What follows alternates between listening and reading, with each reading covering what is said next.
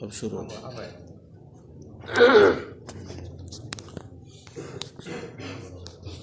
وقالوا اتخذ الله ولدا سبحانه بل له ما في السماوات والأرض كل له قانتون بديع السماوات والأرض وإذا قضى أمرا فإنما يقول له كن فيكون صدق اللہ العظیم۔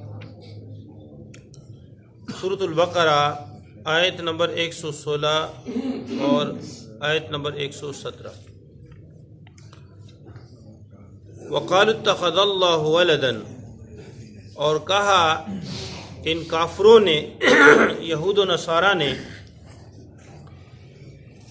اتخذ اللہ ولدا، اللہ نے بنا لیا ولدن بیٹا، سبحانہ اللہ پاک ہے، سبحانہ پاک ہے، پاکی ہے، ہو اس کے لیے، اللہ تعالیٰ کے لیے پاکی ہے، اللہ اس سے پاک ہے، بل لہو ما فی السماوات والارض، بلکہ اسی کے لیے ہے جو آسمانوں میں ہے اور جو زمینوں میں، کل لہو قانتون، سب اسی کے فرما بردار ہیں، بدیع السماوات والارض، وہ پیدا کرنے والا ہے آسمانوں کو، والارض اور زمین کو، وَإِذَا قَضَى أَمْرًا، اور جب وہ فیصلہ کرتا ہے امرن کسی کام کا، فَإِنَّمَا، تو پس بے شک، یقولو اللہ فرماتے ہیں، اللہ کہہ دیتے ہیں، لہو اس چیز کے لیے، کن ہو جا، فیکون پس وہ ہو جاتا ہے۔ وقالوا اتخذ اللہ ولدا، اور انہوں نے کہا کہ اللہ تعالیٰ نے جو ہے بیٹا بنا لیا ہے، اتخاذ ولد، فرماتے ہیں اس سے مراد یہ ہے کہ اللہ کا بیٹا پیدا تو نہیں ہوا، ہاں اللہ نے بیٹا متبنہ جس کو کہا جاتا ہے، اللہ نے بیٹا بنا رکھا ہے۔ اتخذ اللہ ولدا کا مطلب یہ،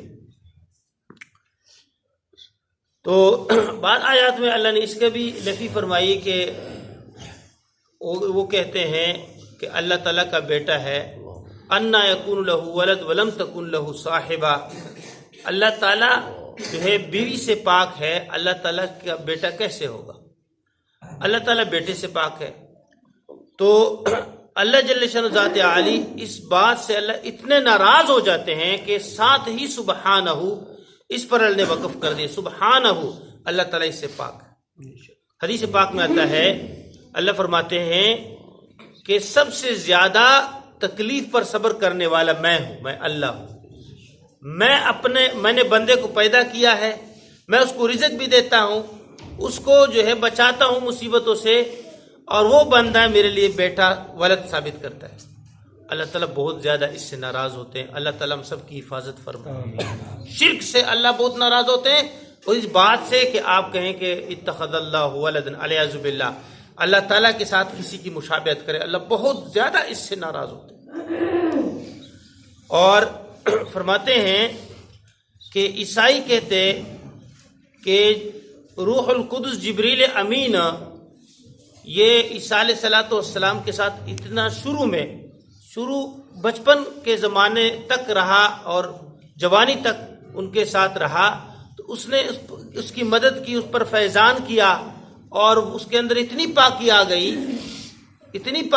گئی کہ پاکی میں جبریل امین سے بھی آگے بڑھ گیا اور اللہ کا بیٹا بن گیا، اعوذ باللہ۔ یہ عیسائیوں کا عقیدہ ہے، یہ ان کے عقیدے کا خلاصہ ہے۔ اللہ تعالیٰ ہم سب کی حفاظت فرمائے ایسے عقیدے سے۔ اور یہودیوں نے کہا، وقالت الیہود عزیر ابن اللہ، انہوں نے کہا عزیر اللہ کا بیٹا ہے، ابن اللہ ہے۔ عزیر کیوں اس کو ابن اللہ کہتے؟ عزیر علیہ السلام پیغمبر تھے، تورات کے حافظ تھے، تو انہوں نے کہا اس کے اندر اتنی نورانیت آ گئی کہ اللہ کا بیٹا بن گیا ہے، اللہ کا محبوب بن گیا ہے، اب اللہ نے اس کو اپنا بیٹا بنا دیا، الیاذ باللہ۔ اللہ فرماتے ہیں وقالوا اتخذ اللہ ولدا سبحانہ، اور انہوں نے کہا کہ اللہ نے بیٹا بنا لیا ہے، سبحانہ، اللہ تعالیٰ اس سے پاک ہے، پاکی ہے اللہ کے لیے اس بات سے کہ اللہ تعالیٰ کسی کو بیٹا بنائے الیاذ باللہ. اور مشرکین مکہ کہتے ہیں کہ فرشتے جو اللہ کی بیٹیاں ہیں، فرشتے اللہ کی بیٹیاں ہیں، تو اللہ اس سے بھی پاک ہے. توجہ کریں، اس سے پہلے ہم نے آیت پڑھی ہے اینما تولوا فثم وجہ اللہ. اگر آپ حضرات کی توجہ ہے، مختصر بات، آپ جس طرف بھی چہرہ کرے، منہ کرے، اس طرف اللہ کی ذات ہے. اب جو وجہ ہے، وجہ لفظ کا معنی ہے چہرہ. وجہ کا لفظ کا معنی کیا ہے؟ چہرہ. اب اللہ نے اس کی نفی کر رہے ہیں. اللہ فرماتے ہیں جس طرف تم منہ کرو اس طرف اللہ کی ذات ہے. اس سے اللہ کی ذات مراد ہے. اللہ چہرے سے پاک ہے، اللہ جسم سے پاک ہے. انسانوں کی طرح نہیں کہ اللہ جل شان ذات عالی جسم رکھتا ہے اور اس کا چہرہ ہے، اس کے ہاتھ ہے. ایک روایت میں آتا ہے کلتا یدیہ یمین، اللہ کے دونوں ہاتھ دائیں ہیں.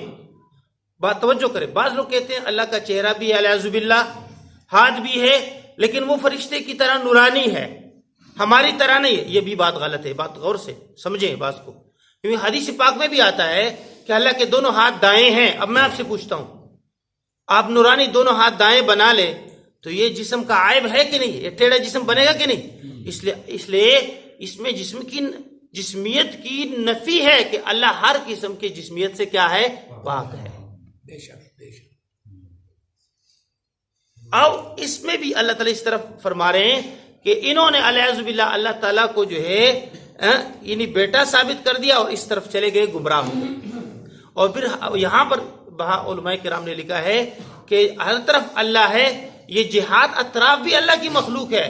ان اللہ بکل شیء محیط، ہر جہت پہ اللہ محیط ہے.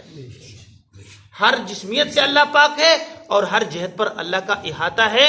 اور اللہ جل شان ذات عالی کسی جگہ پہ متمکن نہیں ہے کہ اب یہاں کوئی ایسی جگہ نہیں. مخلوق کا اللہ کے ساتھ کوئی نسبت نہیں. یاد رکھنا، استواء علی العرش متشابہات میں سے ہے. اگر آپ اس سے معنی نکالیں گے آپ گمراہ ہو جاؤ گے. یہ وہ مکان ہے، وہ مقام ہے جہاں پہ جو ہے متشابہات ہے. اللہ فرماتے ہیں جو اہل علم ہے متشابہات سے معنی نہیں نکالتا ہے.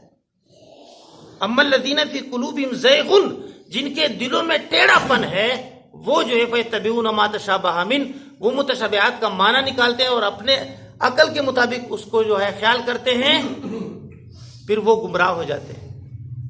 فیتبعون ما تشابہ من ابتغاء الفتنة وابتغاء تأویلہ، فتنہ اور تعویل نکالنے کے لیے. وما یعلم تأویلہ الا اللہ، اس کا تعویل کون جاتا ہے؟ اللہ جانتا ہے. اس لیے اللہ کی ذات کا اللہ کو مکمل علم ہے. ہمارے ناقص عقلوں میں اللہ کی ذات نہیں آ سکتا. لا الہ الا اللہ، آسان مثال فرماتے ہیں نا. آپ حضرات نے یہ مثال سنا ہوگا کہ ایک طالب علم نے استاد کو کہا کہ مجھے اللہ تعالیٰ کی ذات سمجھا دو. انہوں نے کہا کہ آپ جو ہے ایک کوزہ لے آؤ، میں آپ کو سمجھا دوں. وہ کوزے کا اس سے کیا تعلق ہے؟ اور کہا کہ اب سمندر کے کنارے پہ جائیں گے، وہاں میں آپ کو سمجھاؤں. وہ کوزہ لے آیا اور کہا کہ یہ پورا سمندر اس میں سما سکے گا، ڈال سکو گے؟ کہا نہیں، یہ تو ہو نہیں سکتا. فرمایا اسی طرح اللہ کی ذات وراء الورا ہے. اللہ کی ذات آپ کے چھوٹے سے جو ہے کوپڑی میں نہیں آ سکتا. وہ وراء الورا ہے. اس کو فرشتے کی طرح سمجھنا کہ اس کا چہرہ ہے، اس کے الیاذ باللہ اللہ اس سے بھی پاک ہے. لا الہ الا اللہ، ہم سب کا اللہ پر ایمان ہے. لا الہ الا اللہ محمد الرسول اللہ صلی اللہ علیہ وسلم. اللہ تعالیٰ ان تمام چیزوں سے پاک. بل لہ ما فی السماوات والارض، اللہ ہی کے لیے ہے جو آسمانوں میں ہے، والارض اور زمینوں میں ہے. اللہ تعالیٰ بیٹوں کا محتاج نہیں. کل لہ قانتون، ساری ہر مخلوق اسی کے لیے تابع دار ہے، اسی کا فرما بردار ہے. بدیع السماوات والارض، اللہ فرماتے ہیں کہ جو آسمان اور زمین ہے یہ پہلے موجود نہیں تھی. اللہ فرماتے ہیں یہ سب سے پہلے میں نے اس کو وجود بخشا ہے. بدیع السماوات والارض، بغیر مثال سابق کے، یعنی خلق و شے بغیر سب کے مثال. کیا مطلب؟ اس کا پہلے کوئی مثال نہیں تھا، نام و نشان نہیں تھا. میں نے آسمان و زمین کو وجود بخشا. وَإِذَا قَضَى أَمْرًا، اور جب اللہ فیصلہ کرنا چاہے کسی امر کا، کام کا، فَإِنَّمَا، پس پختہ بات ہے، اللہ فرما دیتے ہیں، یقول لہو، اللہ فرما دیتے ہیں کن ہو جا فیکون، پس ہو جاتا ہے۔ اللہ جل شان ذات عالی کن فیکون کے مالک ہیں۔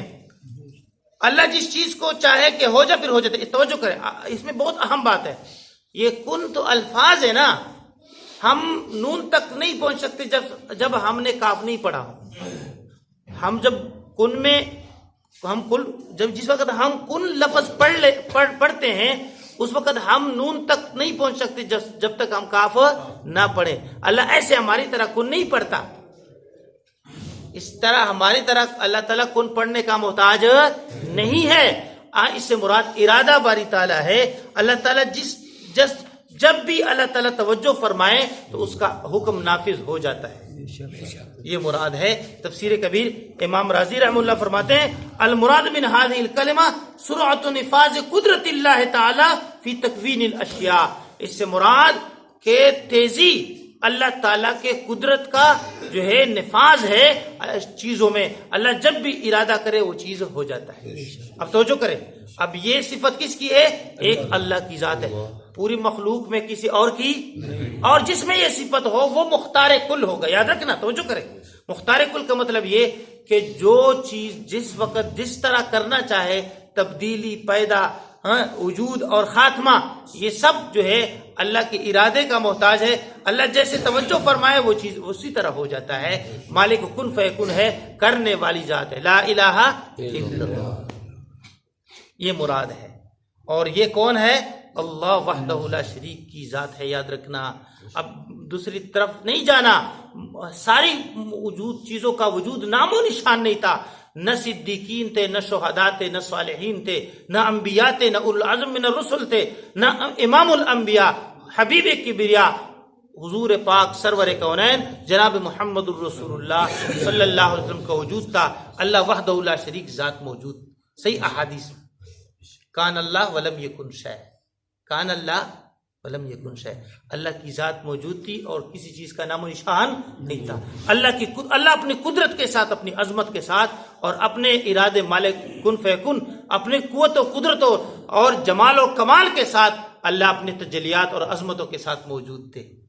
ہاں جی، یہ ہمارا ایمان ہے، ہم سب کا یہ ایمان ہے نا، الحمدللہ، لا الہ الا اللہ محمد رسول اللہ۔ تو یہ معنی ہے اذا قضا امرن، اور جب اللہ کسی امر کا ارادہ چاہے فانما یقول له کن فیکون، اللہ فرما دیتے ہیں، اللہ توجہ فرماتے ہیں کہ ہو جا فیکون، پس وہ چیز ہو جاتا ہے، کوئی کسی چیز کا اختیار نہیں۔